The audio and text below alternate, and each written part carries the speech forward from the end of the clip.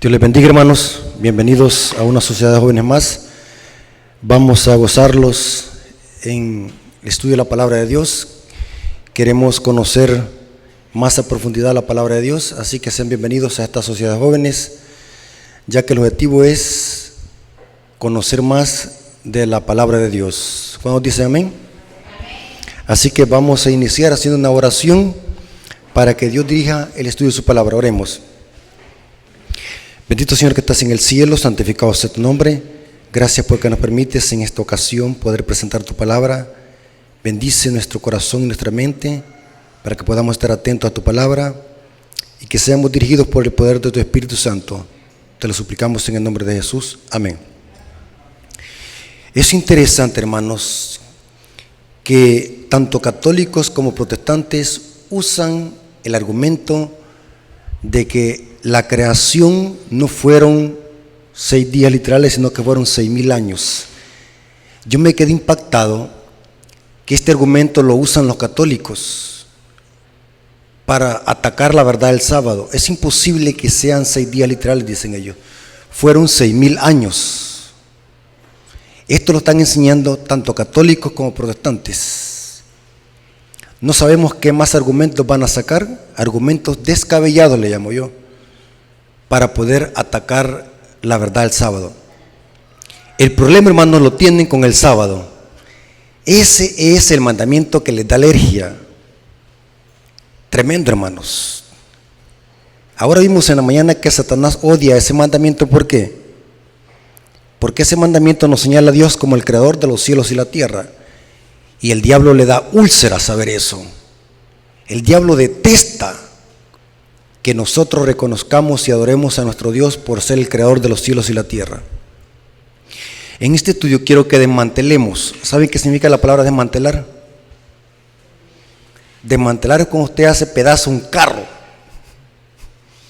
Entonces vamos a desmantelar esa falsa doctrina que están enseñando católicos y protestantes para sostener de que la creación fueron 6,000 años. O sea que Dios se tardó 6,000 años en crear.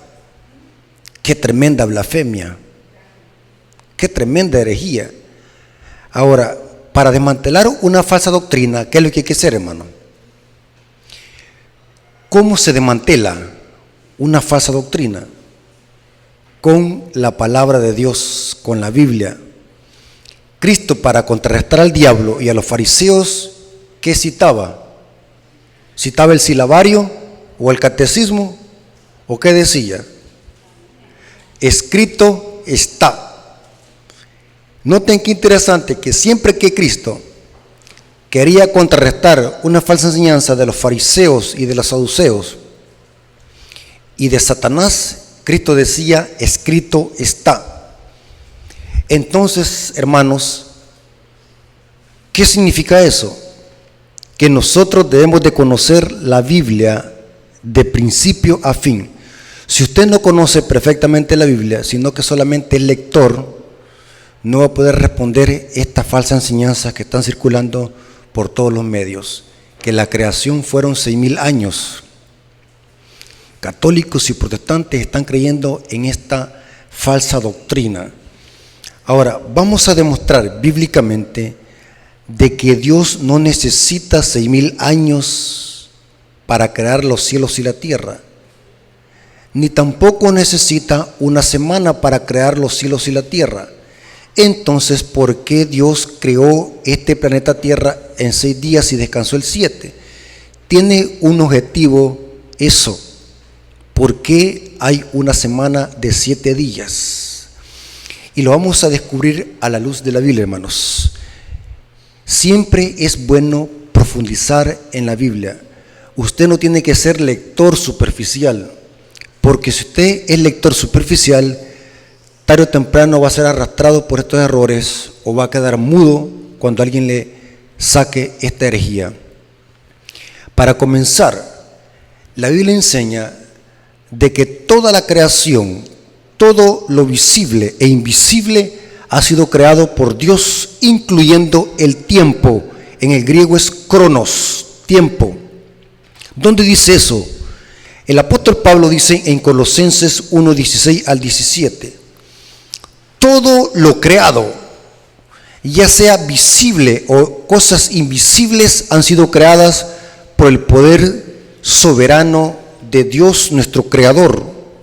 Noten lo que dice Pablo, Colosenses capítulo 1, versículos 16 al 17. Porque en Él fueron creadas todas las cosas, las que hay en los cielos y las que hay en la tierra, visibles e invisibles, sean tronos, sean dominios, sean principados, sean potestades. Todo fue creado por medio de Él y para Él.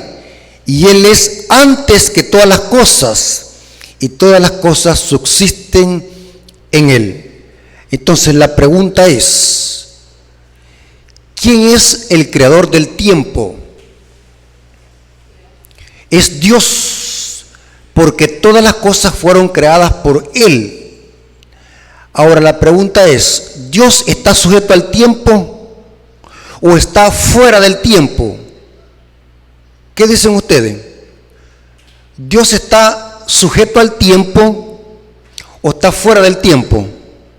Está fuera, porque a Él no lo afecta el tiempo. Él es el creador del tiempo. ¿Me estoy dando a explicar, hermano? Es bien importante que entendamos eso. Dios es antes que el tiempo, porque el creador del tiempo es Dios. Aquí está diciendo Pablo que todas las cosas fueron creadas por Él, ya sean cosas visibles o invisibles. Esto incluye la creación del tiempo. En el griego es cronos, el tiempo. Ahora, la pregunta que necesitamos responder es la siguiente: ¿acaso Dios necesita miles de años para crear el planeta Tierra? Digo el planeta Tierra porque todo el universo de los mundos no caídos fueron creados antes de la Tierra. La Tierra fue el último planeta que Dios creó. Pero ¿acaso Dios necesita miles de años para poder crear los cielos y la tierra, así como están sosteniendo en este momento católicos y protestantes? Dios no necesita de eso. Noten lo que dice Hebreos 11:3.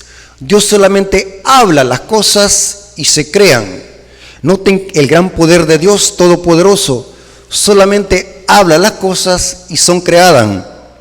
Hebreos 11:3 dice: por la fe entendemos haber sido constituido el universo por la palabra de Dios, de modo que lo que se ve fue hecho de lo que no se veía. O sea que Dios habló y las cosas vinieron ¿qué? A la existencia. En este caso estamos analizando el cronos. Dios es el creador del tiempo. Dios no está sujeto al tiempo.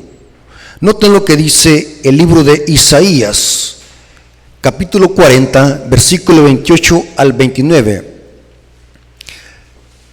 Dice lo siguiente: ¿No has sabido, no has oído que Dios es eterno, Jehová, el cual creó los confines de la tierra?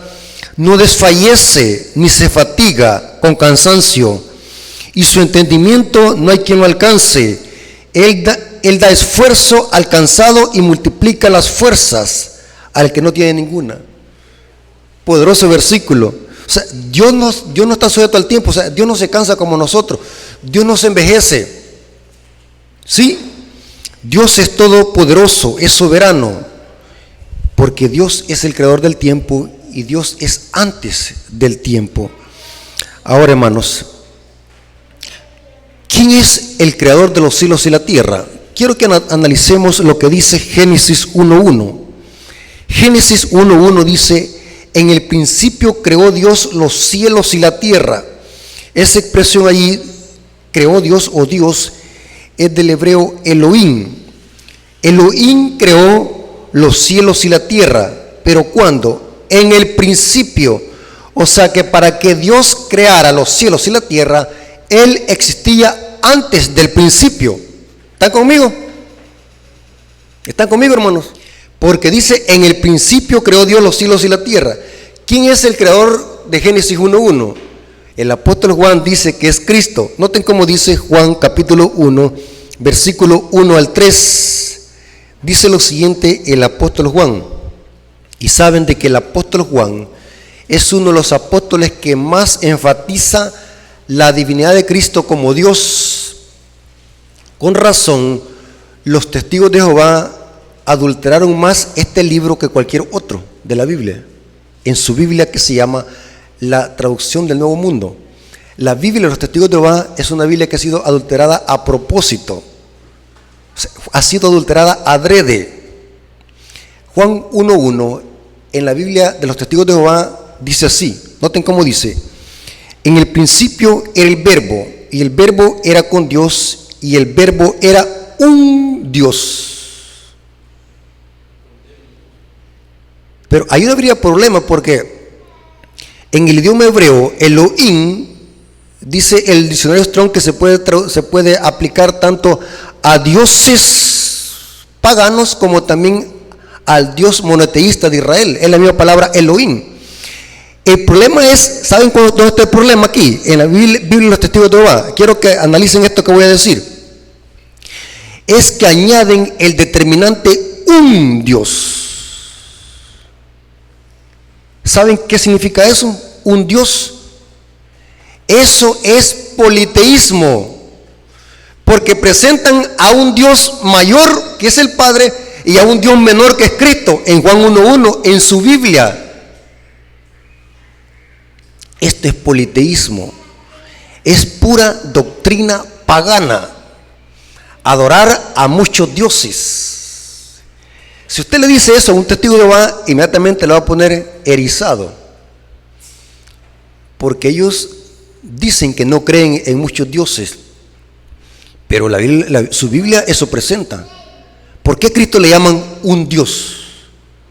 Ese determinante, el léxico de Westcott y Hort dice que no debe de existir. En el griego no existe un Dios. Dice el verbo era Dios. Está hablando de Cristo. O sea, le han añadido, noten que una pequeña palabra, cómo puede alterar todo el significado del producto. O sea, cuando usted dice un Dios, como queriendo decir, ese es un Dios entre muchos dioses que anda allí. ¿Captaron? Mucha gente que pertenece a este sistema de los testigos de Jehová no captan este engaño. No captan el error. Y yo he platicado con testigos de Jehová que llegan a mi casa y hemos discutido esto. Cuando se les acorrala, bueno, ¿cómo es posible que ustedes dicen de que creen en Jehová el Todopoderoso?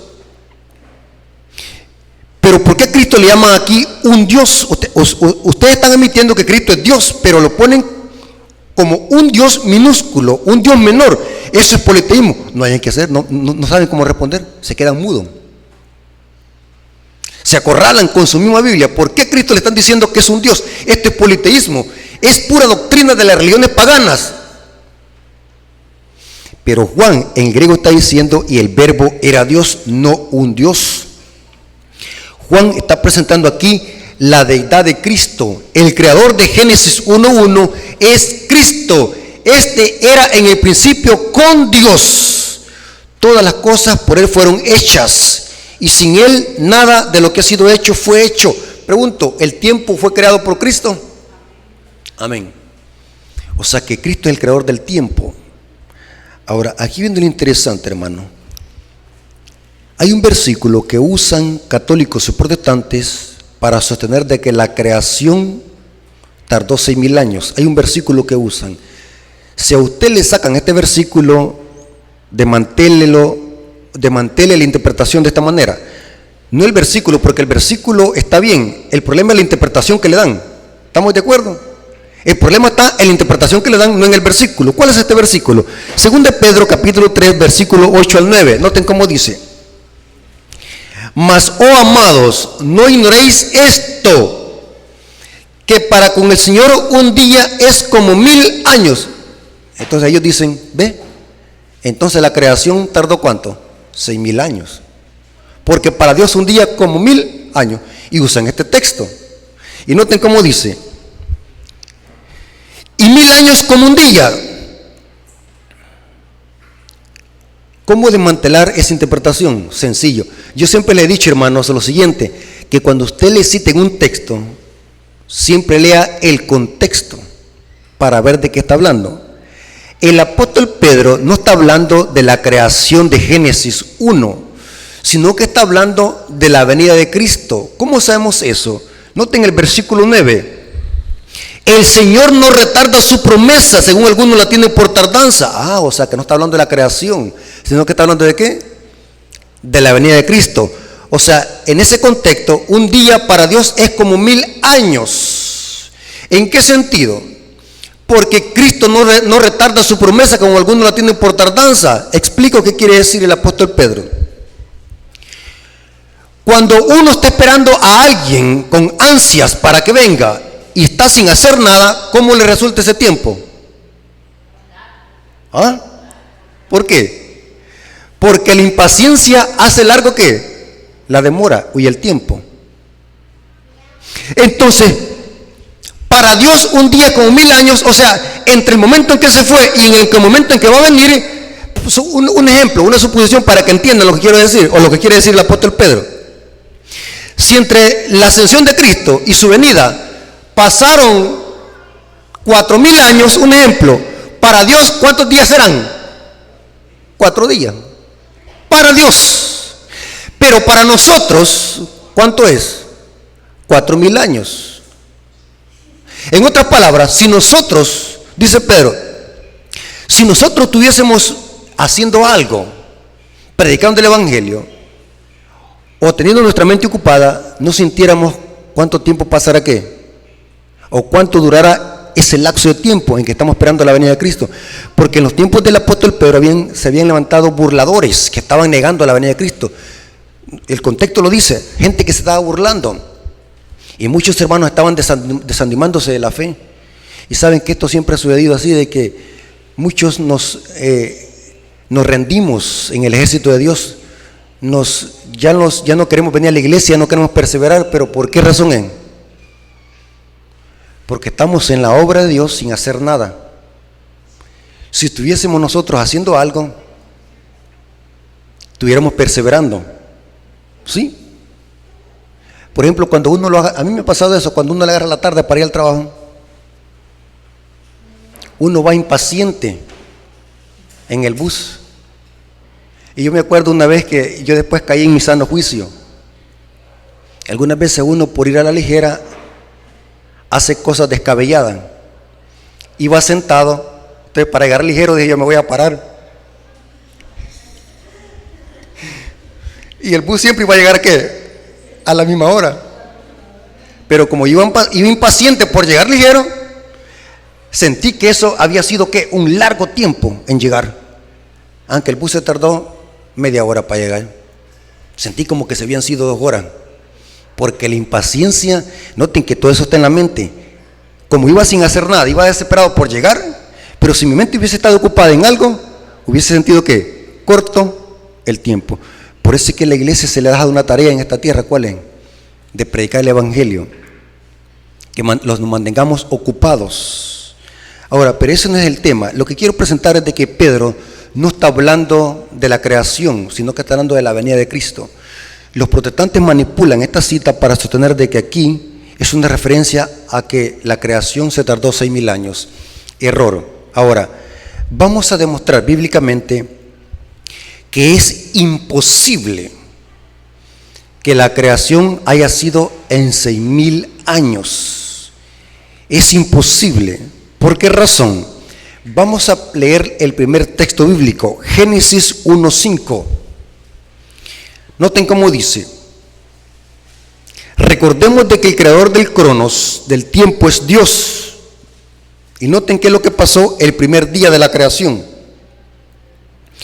Y llamó Dios a la luz día. O sea que la luz ya existía. Esta luz del primer día no tiene nada que ver con el sol, ni con la luna, porque la luna y el sol fueron creadas en el 4º día. ¿Están conmigo? Y llamó Dios a la luz día, y a las tinieblas llamó noche. Y fue la tarde y la mañana un día. En el hebreo es yom, día. O sea, el texto está diciendo de que un día está compuesto por ¿qué?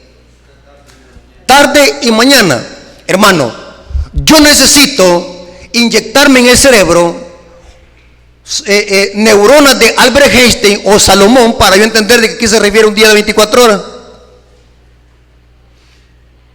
Noten que qué absurdo, pero como ellos buscan y rebuscan versículos para torcerlo, aquí no da la idea de que sean 1000 años. Fue la tarde y la mañana un día. Ahí dice. Ahora, ¿saben que un pastor evangélico, porque hay pastores evangélicos que sí estudian pero para torcer la Biblia, me dice,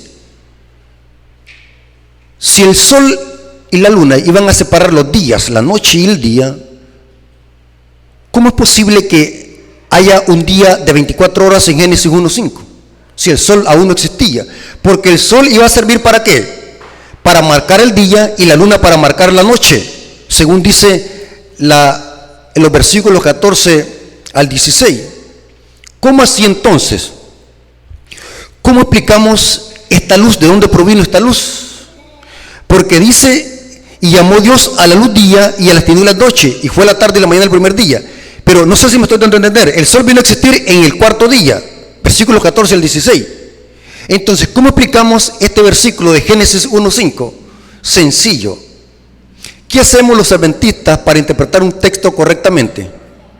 Dejamos que la misma Biblia sea su propio ¿qué? Intérprete. Esta luz no proviene del sol. ¿Saben de dónde proviene esta luz? Que irrumpió las tinieblas en el primer día. ¿Saben de dónde proviene esta luz? Noten cómo dice el apóstol Juan. El apóstol Juan en su primera carta, capítulo 1, versículo 5. Esta luz del primer día es la gloria de Dios. Y noten cómo dice, este es el mensaje que hemos oído de Él y os anunciamos, Dios es luz y no hay ninguna tiniebla en Él. O sea que esa primer luz de Génesis 1:1 que separó las tinieblas era la gloria de Dios. Eso marcó el primer día. Fue la tarde y la mañana el primer día. No dice que fueron 1000 años. ¿Ustedes creen que si Moisés o Dios a través de Moisés hubiese querido plasmar la idea de que estos días eran días de 1000 años, acaso no hubiese puesto eso claramente en la Biblia? Claramente se presenta que los días tienen 24 horas y lo que viene primero del día es la tarde y después viene la mañana. Y así vemos en todos los demás días. Fue la tarde y la mañana el segundo día. Eso lo dice el versículo 8. También lo enfatiza el versículo 13. Fue la tarde y la mañana el tercer día. Hasta llegar al sexto día. El sábado no tiene tarde y mañana porque yo les expliqué por qué no tiene tarde y mañana. Porque Dios aún sigue reposando, dice el libro de Hebreos. El primer sábado de Génesis 2, versículos 2 y 3, no tiene tarde y mañana porque aún Dios sigue reposando. El sábado que vino a tener tarde y mañana es cuando Dios se lo dio a Adán y Eva. Eso lo corrobora el Espíritu Profecía en el libro Patriarcas y Profetas. Interesante, hermano. ¿Cuántos sabían ustedes eso? O sea, en Génesis no vemos de que Dios haya dicho a través de Moisés, fue la tarde y la mañana del día séptimo. No dice, porque el libro de Hebreos dice que Dios aún sigue reposando. Y si ustedes no me creen, vámonos al libro de Hebreos 4:3. Hebreos 4:3 dice, pero los que hemos creído entramos en el reposo. De manera que dijo, por tanto juré en mi ira, no entrarán en mi reposo. O sea que el primer sábado de la creación es reposo ¿de quién? Es de Dios. Significa que Dios sigue reposando y cuando nosotros reposamos entramos en el reposo ¿de quién? De Dios. ¿Están conmigo, hermanos? Por eso es que el primer sábado de Génesis capítulo 2 no tiene tarde y mañana. Y sigue diciendo, aunque las obras suyas estaban acabadas desde la fundación del mundo, Dios terminó de crear y después de este mundo ya no ha vuelto a crear nada. Por eso es que Dios sigue reposando. Y cuando los hijos de Dios reposan, entran al reposo de Dios. ¿Está conmigo? ¿A dónde dice eso? Hebreos 4, versículos 9 al 11, dice lo siguiente: por tanto, queda un reposo para el pueblo de Dios. En el griego es sabatísimo, que se debe traducir, por tanto, queda un reposo sabático para el pueblo de Dios. El griego así lo debe traducir, porque el que ha entrado en su reposo, ¿en cuál reposo entramos nosotros? En el reposo de Dios. También ha reposado de sus obras como Dios de las suyas. Procuremos pues entrar en aquel reposo. ¿En cuál reposo? En el reposo de Dios, para que ninguno caiga en semejante ejemplo de desobediencia. O sea que Dios aún sigue reposando, porque después de esta creación ya no ha vuelto a crear nada. Dios sigue reposando. Pero quiero que veamos algo muy interesante, hermano. Es imposible que los días de la creación hayan sido 6,000 años. ¿Por qué razón? El sábado fue puesto como cuarto mandamiento de la ley de Dios. Y noten cómo Dios le dice a los israelitas, no solamente a los israelitas, sino también a todas las generaciones. Éxodo 20, versículo 8 al 11 dice: acuérdate del día de reposo para santificarlo. 6 días trabajarás y harás toda tu obra, mas el séptimo día es reposo para Jehová tu Dios.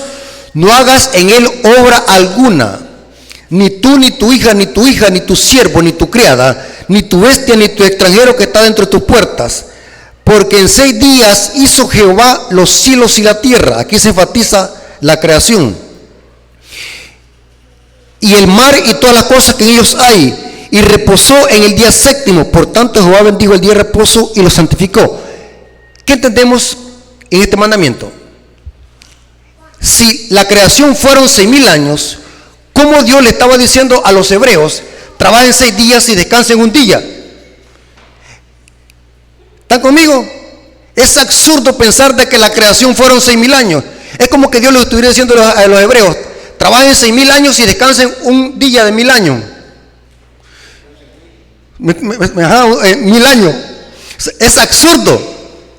Significa que eran días literales. Trabajen 6 días y descansen ¿qué? 1.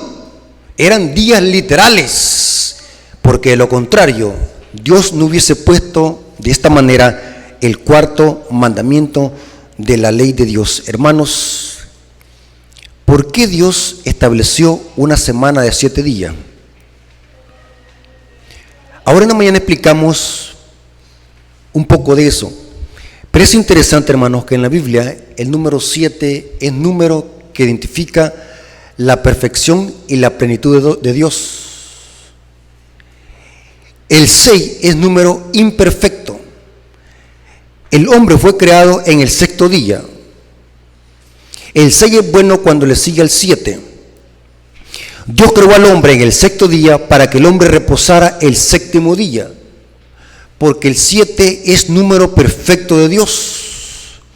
Ahora entendemos por qué Dios le dice, o Cristo le dice a los fariseos: el sábado fue hecho por causa del hombre. O sea, Dios creó al hombre para que el hombre reposara ¿qué? En el sábado.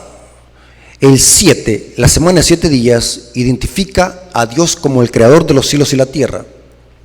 Dios bien hubiese podido crear los cielos y la tierra en un solo día, o en un instante, con solamente decir créese todo de un solo.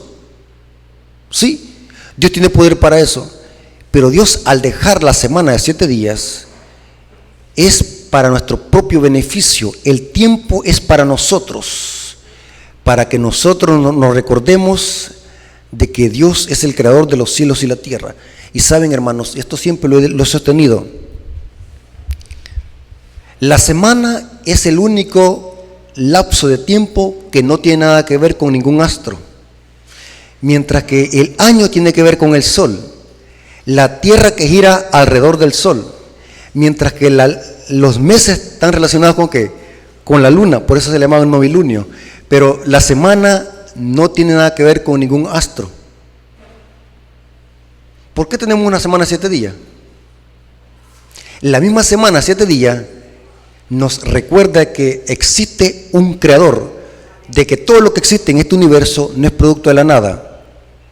No venimos de la evolución, sino que venimos de las manos del creador de los cielos y la tierra. Hermanos, la enseñanza de 6.000 años en la creación carece de fundamento bíblico. No crean esas enseñanzas que están ahora usando católicos y protestantes para atacar la verdad del sábado. Hay que refutar estas enseñanzas y desmantelarla. La creación de este planeta fue en 6 días literales y Dios descansó el 7º día. Nada que ver con 1000 años. 6 días literales y Dios descansó el 7, para darnos el ejemplo de obediencia a seguir. Hermanos, hasta aquí llega este estudio. Espero que haya quedado claro y que todo haya sido para la honra y gloria de nuestro Dios. Dios nos bendiga.